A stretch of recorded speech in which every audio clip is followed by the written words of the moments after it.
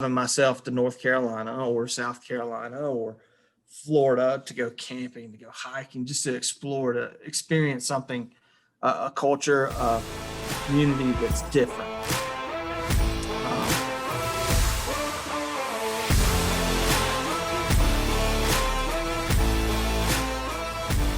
Welcome, everybody, to the first official AIM podcast. We've now made the full transition. D3 has been adopted. We're changing the name up. We're changing the format up like we talked about on that previous podcast. And we're bringing in some really cool guests, some really cool ideas that's going to help you guys just totally better yourself and live your life with ambition in mind. Today on the podcast, we've got Mark Letson. Mark, he's a father. He's an entrepreneur. He's running for a county commissioner position, and he's one of my bosses. He's one of my good friends. Mark, welcome to the podcast. Thank you, Justin. We are super excited to have you here today. We want to kind of go into this idea that you totally live out, which is a big part of living with ambition in mind, that complacency kills. We're spending too much time in our lives being super comfortable in just mediocre aspects of whatever our life is doing. And it's time to start moving forward and start getting after what you want to do with your life. I completely agree with that statement. It's becoming a point now where to better our country, better our citizens, better our overall life as a whole. It's you have to push yourself, and that's what my wife and I thrive on. That's how we wake up every day wanting to do something better for someone else, and it's just it adds to your life as much as you give to someone else. Yeah, and then on top of that, if you want something in life, it's not just going to come and drop itself right and off in front of you. You've got to get up, you got to make a plan, you got to go after it.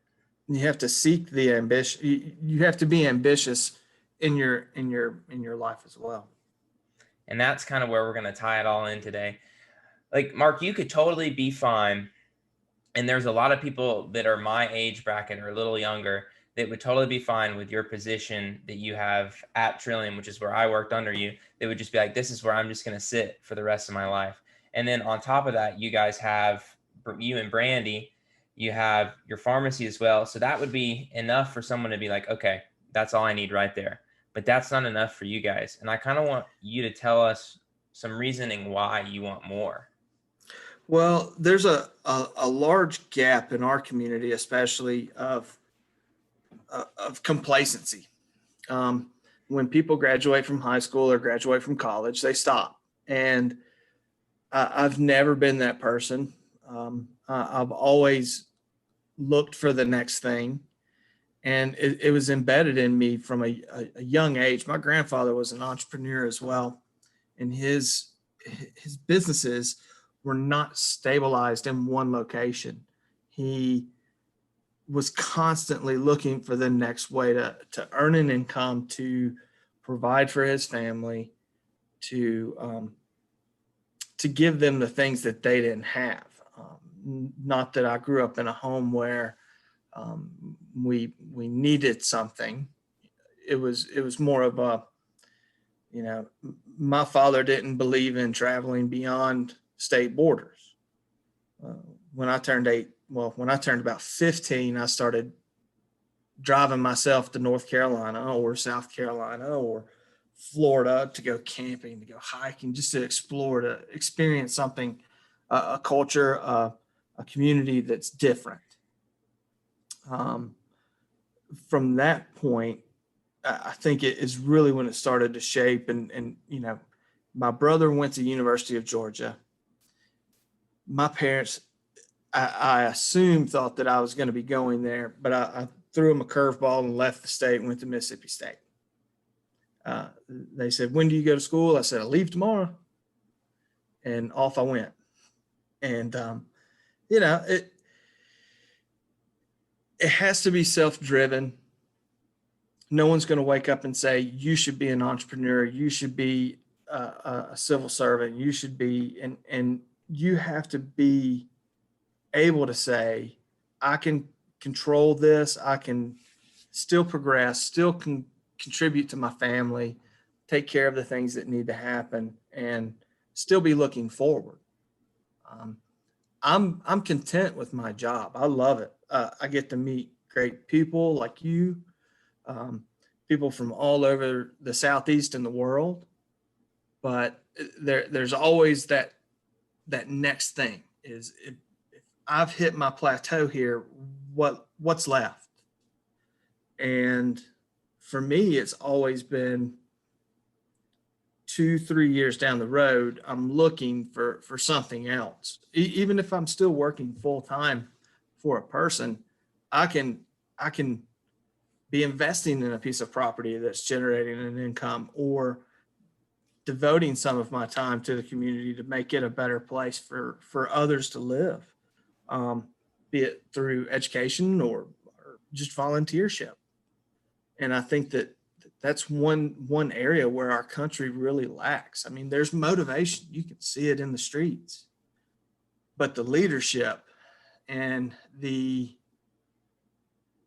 energy is not directed in the correct place. um, Whether it's right or left, up or down, you've got to think, what are the wholesome values that we need to produce to better our society? And I think anyone on both sides of the spectrum can really say we need to be more centrist. We need to look inside, and that's really what I try and do. I want to be fair to everyone. I want to create an environment that's nurturing. I want to progress our society forward.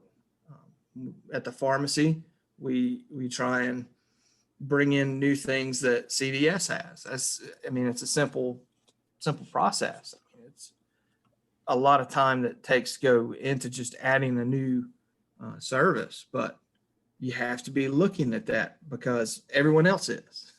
And, especially in rural North Carolina, where CVS's model really doesn't fit, or Walgreens model, or some of these other, industries don't really fit, you have to be dedicated to providing that and finding a way. Yeah, that makes a lot of sense. It's a lot of people want this idea that if they put something in, they're going to get something immediately back out.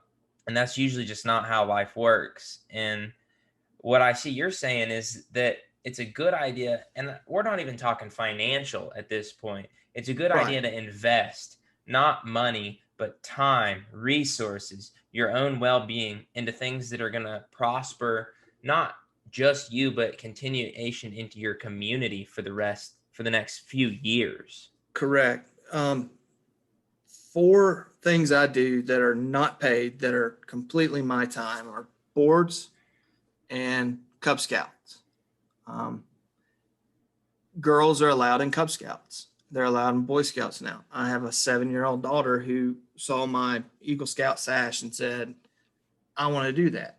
So we went looking, and there's not a troop or a pack that allows girls in our area.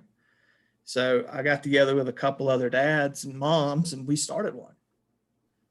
It's simple things like that now you're taking an entire community's K-5 and offering them something that teaches life goals, skills, basic things that home ec would typically teach, but you're individualizing it and you're making it fun.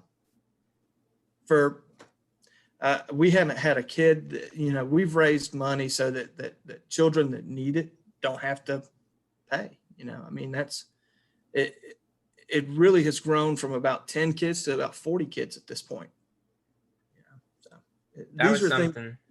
That's something that you could have easily said, I'm sorry, daughter.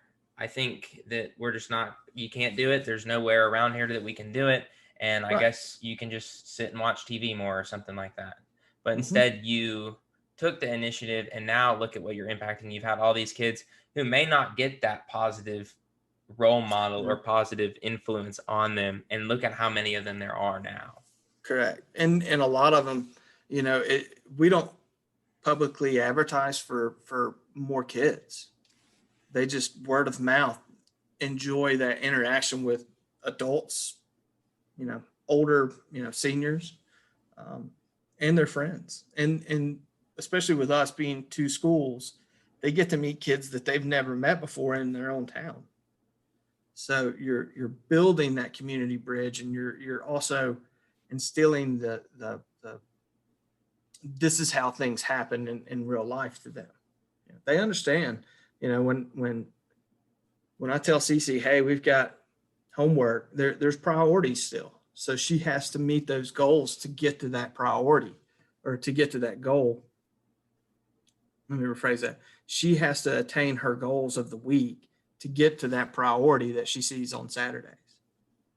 Yeah. She wants to do this. She's got to be a good student.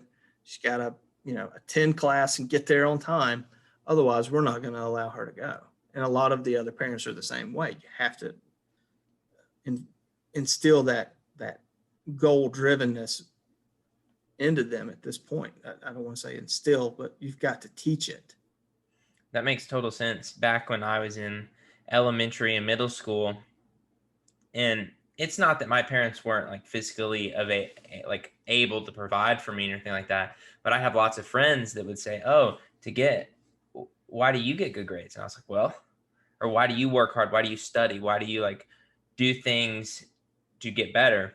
Well, it's just instilled in my brain that you don't fail. You don't just sit here and idly wait. You don't just let things go by. If you want something, you're going to work for it and you're going to get it. So I wanted better grades. I wanted to make A's or B's or whatever it is. I had friends that would say, oh, I do it because my parents, for every A I get, they give me $20 on my report card. Man. They give me $15 for a B. And that's a good thing. But I try and not be a tooth fairy. I want my daughter to understand that the consequences or the things you earn because of good grades are because you've earned them, not because you've worked for $20 or you've wanted a new bicycle or those kinds of, and it's just a difference in parenting style for me. But she needs, in my opinion, I want her to know that what she's earned is what she's earned, and I'm going to praise her for that. Yeah. I want it to be self-driven for her to do that. I feel like right now we do have, and I was getting kind of more into an aspect of a instant gratification kind of society that we're dealing with. And so she'll see those rewards later on, not right then when she gets it, not when you bring home that test grade. Not saying the microwave's a bad invention, but I can have a full meal in less than 3 minutes, and that's pretty quick.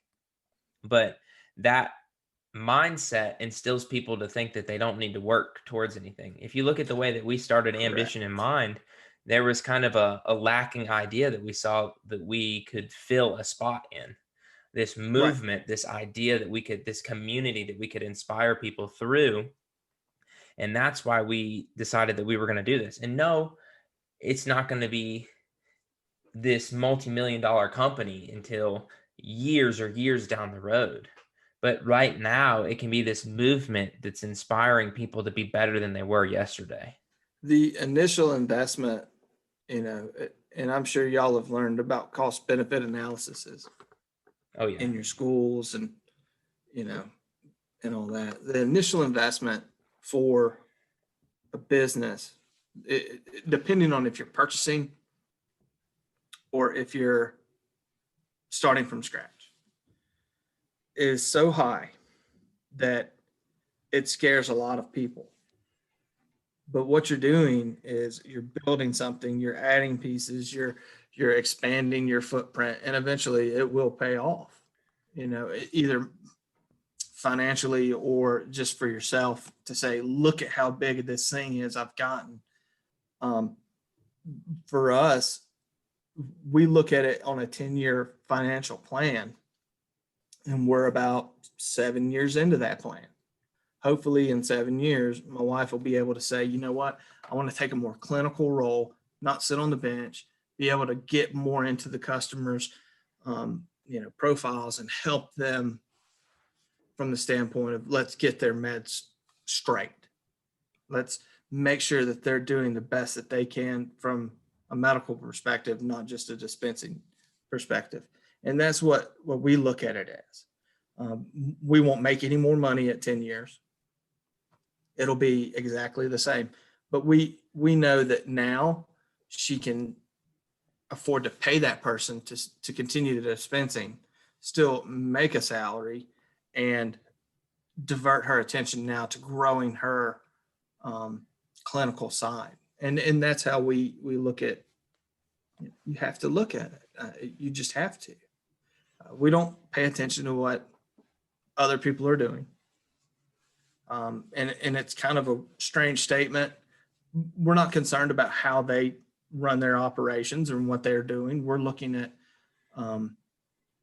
how we can better our operation and make it more user-friendly, inviting, engaging, how we can drive that portion of it. And it would be really easy for her to just continue to do that dispensing role and just not move forward.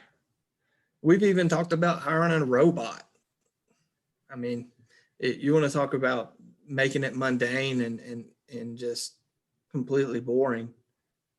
Get a robot to do some of your work, and then you don't have problems. But no, we want more.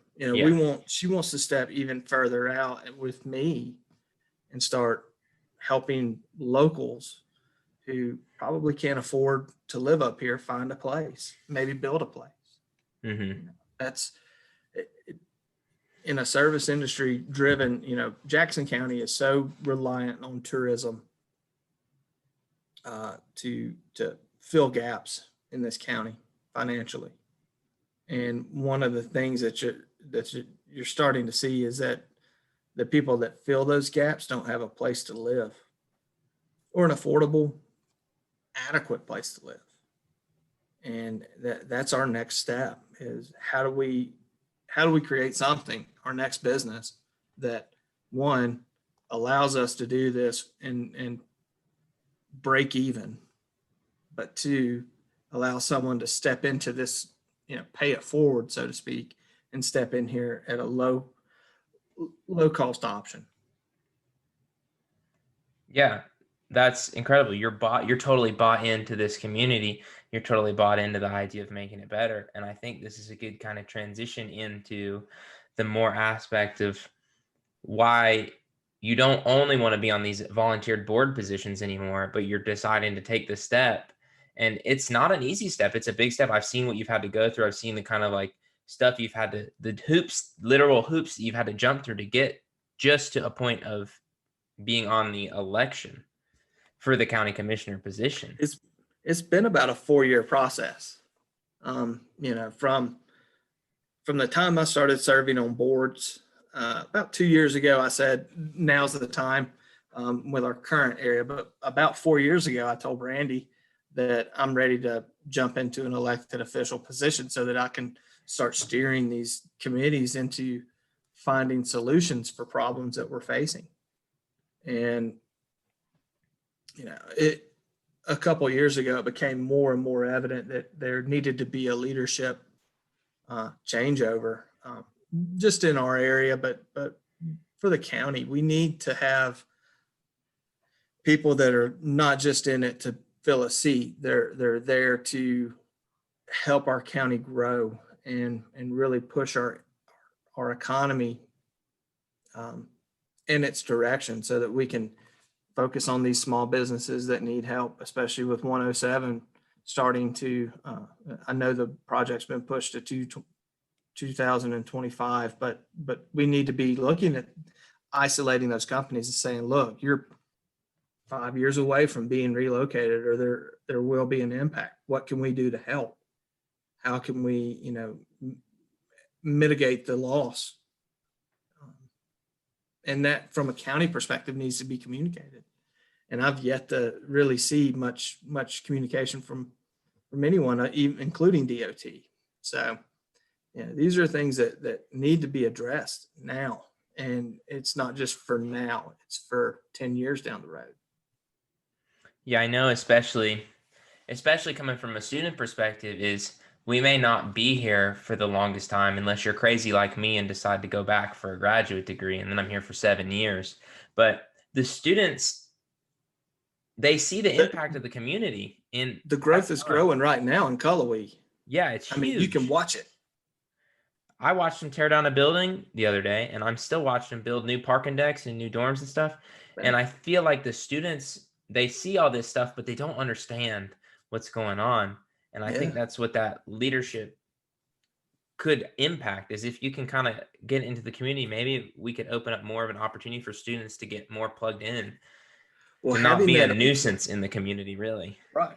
Well, I don't think students are a nuisance, but there is a Cullowhee Small Area Planning Council that's meeting regularly every month, and you guys can voice your opinion, and it's things that directly impact how the community will look. And it's, just getting out there and talking to people. There's, I think, 8 people that sit on that board, and then there's a chairman.